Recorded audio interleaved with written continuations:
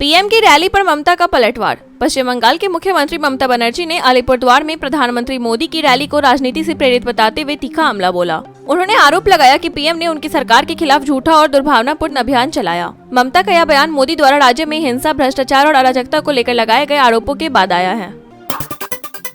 Operation सिंदूर पर कांग्रेस में मतभेद, बीजेपी को मिला मौका। ऑपरेशन सिंदूर के बाद कांग्रेस में उभरे मतभेदों ने भाजपा को निशाना साधने का मौका दे दिया है। भाजपा कांग्रेस की राष्ट्रवाद पर कथित कमजोरी को मुद्दा बना रही है। पीएम मोदी ने गांधीनगर रैली में कहा कि हर कार्रवाई कैमरे पर रिकॉर्ड की गई ताकि कोई सबूत न मांगे। साथ ही उन्होंने कहा कि अगर सरदार पटेल को 1947-48 में खुला हाथ मिला होता तो आज पीओके भारत का हिस्सा होता।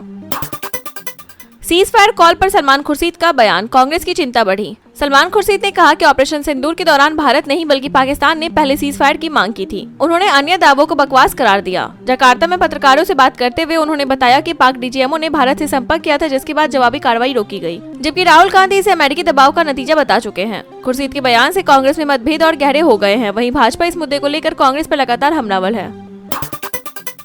अवैध बांग्लादेशियों पर असम सरकार की सख्ती, नो मैंस लैंड में धकेले गए। असम के हिमंत बिश्व शर्मा सरकार ने अवैध बांग्लादेशियों पर कड़ा रुख अपनाते हुए फॉरेनर्स ट्रिब्यूनल द्वारा घोषित विदेशियों को भारत बांग्लादेश सीमा के असम के हिमंत बिश्व शर्मा सरकार ने अवैध बांग्लादेशियों पर कड़ा रुख अपनाते हुए फॉरेनर्स ट्रिब्यूनल द्वारा घोषित विदेशियों को भारत बांग्लादेश सीमा के नो मैंस लैंड में धकेलना शुरू कर दिया है। 27 और 29 मई को 49 लोग को इस तरह निकाला गया। इस कार्रवाई के खिलाफ सुप्रीम कोर्ट और गुवाहाटी हाईकोर्ट में याचिकाएं दायर की गई है, जिनमें परिजनों की जानकारी और अभियान पर रोक की मांग की गई है। ऑपरेशन सिंदूर, शशि थरूर की पहल पर कोलंबिया बदलेगा बयान।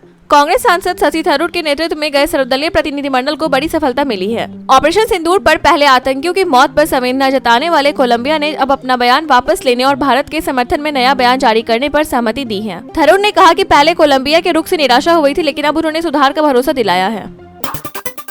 ऑपरेशन सिंदूर पर आपत्तिजनक टिप्पणी, लॉ स्टूडेंट गिरफ्तार।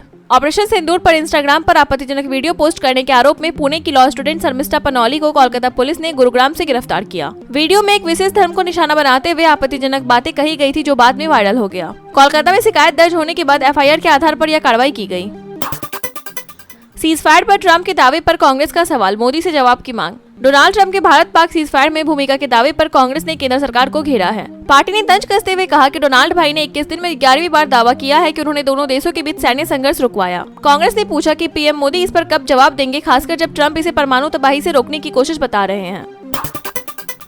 कोरोना फिर बढ़ा खतरा, देश में 2700 से ज्यादा सक्रिय केस, 24 घंटे में 7 मौतें। देश में कोरोना के मामले तेजी से बढ़ रहे हैं और सक्रिय मरीजों की संख्या 2710 पार कर गई है। सबसे ज्यादा मरीज केरल में पाए गए हैं। इसके बाद महाराष्ट्र, दिल्ली और गुजरात हैं। पिछले 24 घंटे में कोरोना से 7 लोगों की मौत हुई है। कोरोना के बढ़ते मामलों ने चिंता बढ़ा दी है, खासकर केरल, महाराष्ट्र, दिल्ली, गुजरात और तमिलनाडु में। पिछले 5 महीनों में कोरोना से 22 लोगों की जान गई है। असम में पाकिस्तान समर्थकों पर सख्ती, अब तक 79 गिरफ्तार हिमंत शर्मा। असम के मुख्यमंत्री हिमंत बिश्व शर्मा ने बताया कि पाकिस्तान के प्रति सहानुभूति रखने के आरोप में एक और व्यक्ति गिरफ्तार किया गया है, जिससे कुल गिरफ्तारियों की संख्या 79 हो गई है। हाल ही में दरांग जिले के मंगलदाई निवासी फरीज उल हक को गिरफ्तार किया गया। मुख्यमंत्री ने कहा कि देशद्रोहियों के खिलाफ कार्रवाई जारी रहेगी और किसी को बख्शा नहीं जाएगा।